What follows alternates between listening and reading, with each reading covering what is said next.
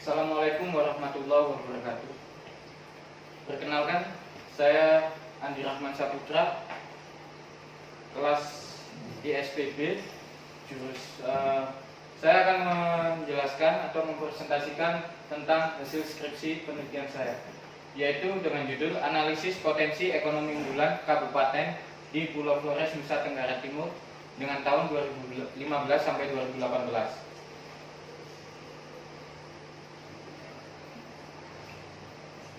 Yang pertama masuk di bab 1. Di bab 1 sendiri ada latar belakang. Latar belakang saya untuk meneliti judul saya yaitu yang pertama, pertumbuhan ekonomi merupakan salah satu indikator utama untuk mengukur keberhasilan pembangunan suatu daerah. Apabila pembangunan suatu daerah berhasil, akan berpengaruh pada peningkatan taraf hidup, kegiatan perekonomian sehingga meningkatkan kesejahteraan masyarakat.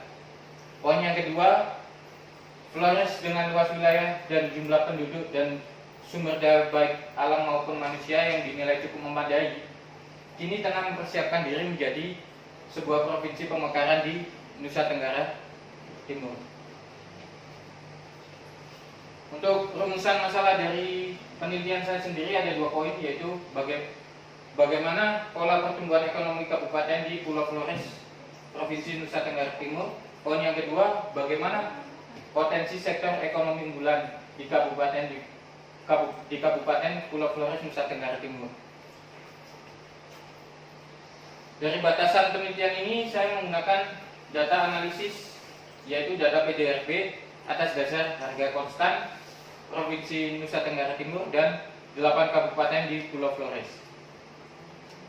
Untuk tujuan penelitian ini, yaitu yang pertama saya akan penelitian ini menganalisis pola pertumbuhan ekonomi, dan yang kedua sektor ekonomi unggulan yang ada di 8 kabupaten di Pulau Flores. Manfaat dari penelitian ini sendiri yaitu memberikan sebuah sumber informasi baru bagi pemerintah dan masyarakat bahwasanya di 8 kabupaten tersebut memiliki sektor unggulan yang dapat dikembangkan dan untuk kemajuan perekonomian tersebut.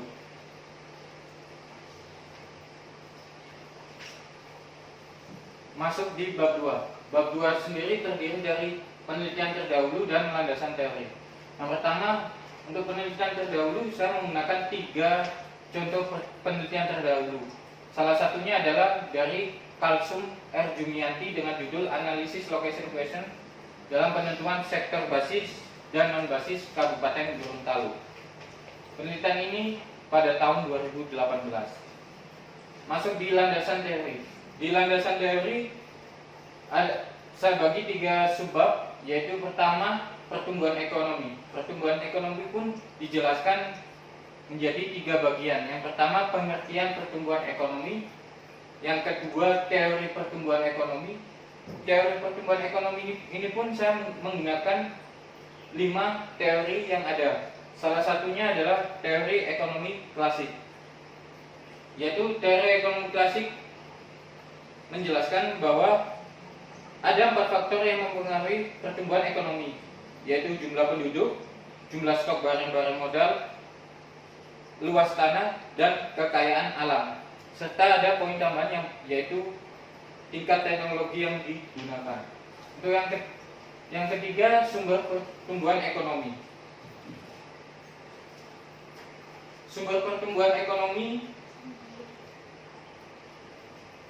itu didefinisikan sendiri sebagai ukuran kuantitatif yang menggambarkan perkembangan suatu perekonomian dalam suatu tahun tertentu apabila dibandingkan dengan tahun sebelumnya. Kemudian masuk dengan penjelasan tentang pertumbuhan ekonomi regional. Pertumbuhan ekonomi regional adalah pertambahan pendapatan masyarakat secara keseluruhan yang terjadi di wilayah tersebut, yakni kenaikan seluruh nilai tambah add value yang terjadi. Kemudian penjelasan tentang analisis sektoral dalam pembangunan ekonomi wilayah. Analisis sektoral ini dibagi menjadi 3, yaitu analisis sektor primer, analisis sektor sekunder, dan analisis sektor tersier. Sektor primer sendiri terdiri dari pertanian, peternakan, kehutanan, perikanan, pertambangan, dan penggalian. Sektor sekunder terdiri dari pengolahan listrik, gas, dan air, serta bangunan. Sektor tersier sendiri juga terdiri dari perdagangan, hotel, restoran, pengangkutan dan komunikasi, keuangan, sewa dan jasa perusahaan, serta jasa-jasa lain termasuk pemerintahan. Masuk di penjelasan bab 3. Penjelasan bab 3 sendiri yaitu yang pertama lokasi penelitian. Lokasi penelitian ini berada di Pulau Flores, yaitu menggunakan 8 kabupaten.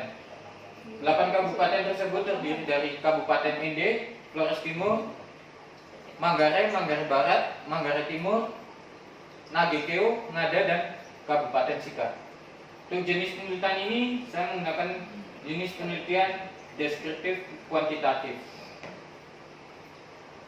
Selanjutnya untuk jenis data dan sumber data, saya menggunakan jenis data yaitu data sekunder. Yang kedua, untuk sumber datanya saya mengambil dari sumber data PDRB di Badan Pusat Statistik Provinsi NTT dan 8 kabupaten yang saya teliti. Untuk selanjutnya, metode pengumpulan data. Metode pengumpulan data yaitu dengan teknik dokumentasi, di mana teknik dokumentasi adalah data yang diambil dari sumber BPS. Yang terakhir penjelasannya untuk teknik analisa data. Teknik analisa data saya menggunakan 5 analisa, yaitu yang pertama analisa pertumbuhan ekonomi, yang kedua analisa tipologi klasen, yang ketiga analisis Static Location Question atau SLQ, yang keempat analisis Dynamic Location Question atau DLQ, yang kelima analisis sektor unggulan yaitu gabungan SLQ dan DLQ.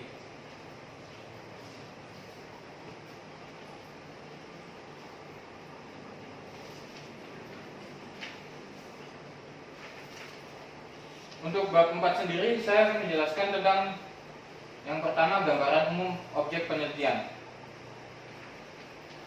Gambaran umum objek penelitian ini yaitu terdiri dari keadaan geografis dan administrasi Provinsi Nusa Tenggara Timur. Dan yang kedua keadaan ekonomis dan sosial Provinsi Nusa Tenggara Timur. Keadaan ekonomi dan sosial Provinsi Nusa Tenggara Timur terdiri dari dijelaskan di produk domestik regional bruto, di mana data ini diambil dari data BPS tahun 2014 sampai tahun 2018. Yang kedua ada laju pertumbuhan ekonomi. Laju pertumbuhan ekonomi ini dihitung dari data PDRB. Dan yang ketiga ada struktur ekonomi.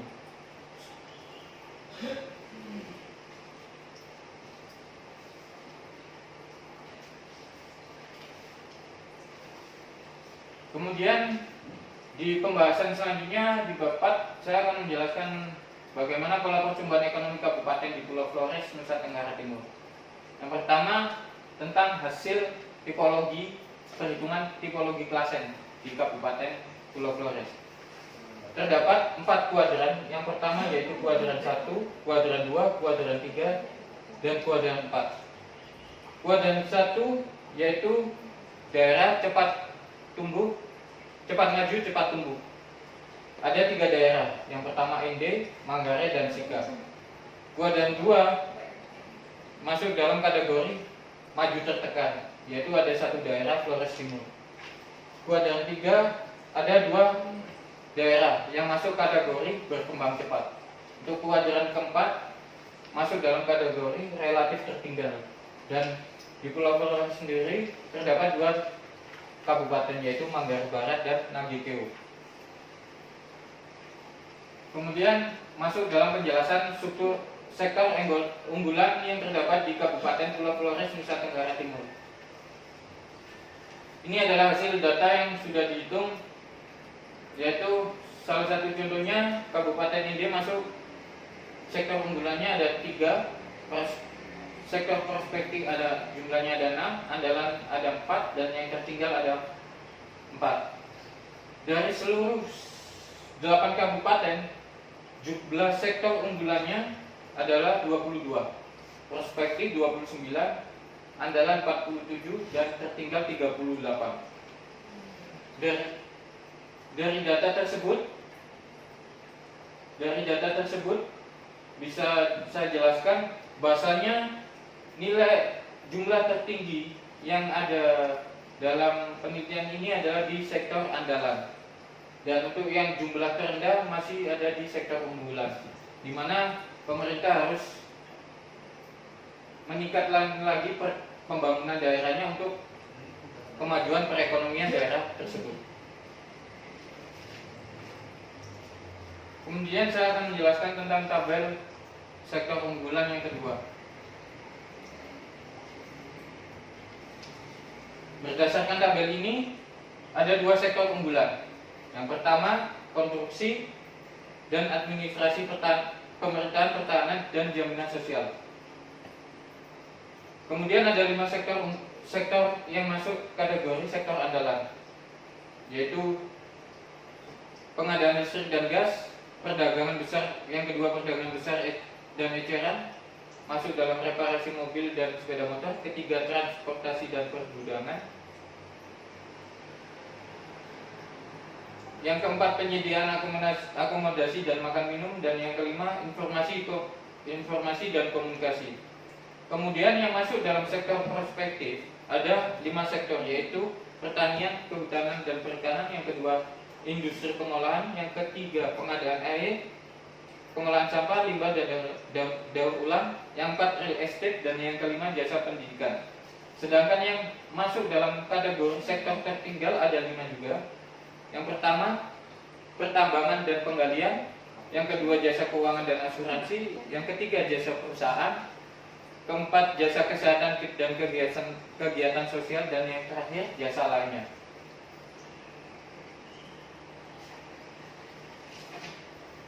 Masuk dalam kesimpulan bab 5. 12 menit. Kesimpulannya adalah pola pertumbuhan ekonomi. Analisis tipologi kasus menunjukkan bahwa terdapat 3 kabupaten. Yang kedua hasil analisis location present pada jangka waktu 2015-2018 Kabupaten ND memiliki 3 sektor unggulan, 6 sektor prospektif, 4 sektor andalan, dan 4 sektor tertinggal, dan selanjutnya. Untuk keterbatasan penelitian ini, data yang digunakan relatif singkat, yaitu 4 tahun, 2015 sampai 2018. Dan pembahasan ini masih tergolong membahas tentang sektor unggulan. Untuk saran dari penelitian ini, yaitu pertumbuhan ekonomi kabupaten di Pulau Flores yang fluktuatif pada setiap tahunnya diharapkan masing-masing kabupaten dan kota meningkatkan aktivitas ekonomi agar pertumbuhan ekonomi sektoral maupun pertumbuhan ekonomi kabupaten dapat lebih meningkat. Yang kedua, dari analisis pertumbuhan ekonomi yang masuk dalam kategori sektor tertinggal adalah Kabupaten Manggarai dan AGGU. Diharapkan pemerintah untuk lebih meningkatkan pembangunan daerah agar meningkatkan pertumbuhan ekonomi di daerah tersebut. Sekian, terima kasih atas penjelasan dari penelitian skripsi saya. Bila ada kata, mohon maaf. Assalamualaikum warahmatullahi wabarakatuh.